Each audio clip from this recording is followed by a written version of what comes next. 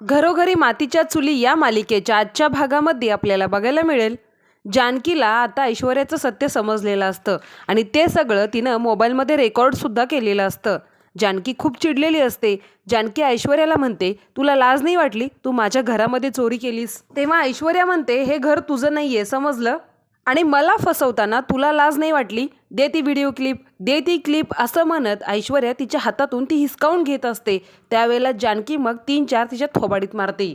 जानकीने थोबाडीत मारल्यानंतर ऐश्वर्या खूप चिडते आणि जानकीवरती पण हात उचलणार तर जानकी तिचा हात पकडते आणि मग जानकी तिला म्हणते, हात लावायचा प्रयत्न केलास तर अख्ख्या मुळशी गावामध्ये तुझा व्हिडिओ व्हायरल करून तुला फेमस करेन. जानकी पुढं म्हणते, विदाऊट पेस्ट कंट्रोल ह्या गद्दार झुरळांना कसं मारायचं हे जानकी रणदिवेला चांगलंच माहितीये. ऐश्वर्या गालाला हात लावत असते. त्यावेळेला जानकी म्हणते, काय ग, त्रास होतोय ना? जर परत माझ्या घरच्यांना त्रास द्यायचा प्रयत्न केलास तर असंच तुझं मुस्काड फोडून ठेवेन. जानकी ऐश्वर्याला हे पण म्हणते की तुला थोबाडीत का मारली हे जाणून घे. पहिली थोबाडीत तुला याच्यासाठी मारली की तू लबाडी करून आपल्याच घरात चोरी केलीस. दुसरी थोबाडीत तुला याच्यासाठी मारली की तू आपल्याच माणसांचा विश्वासघात केलास.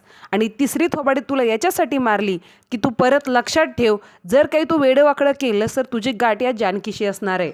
खूप सहन केलं आम्ही आतापर्यंत, तू खूप त्रास दिलास, सगळ्यांना एकमेकांपासून दूर केलंस, सगळ्यांमध्ये दुरावा आणलास, पण आता बास. मी सहन करते याचा अर्थ तू मला दुबळं समजू नकोस. तुला सुतासारखं सरळ करायला मला वेळ लागणार नाही. आतापर्यंत शांत आहे, नाहीतर?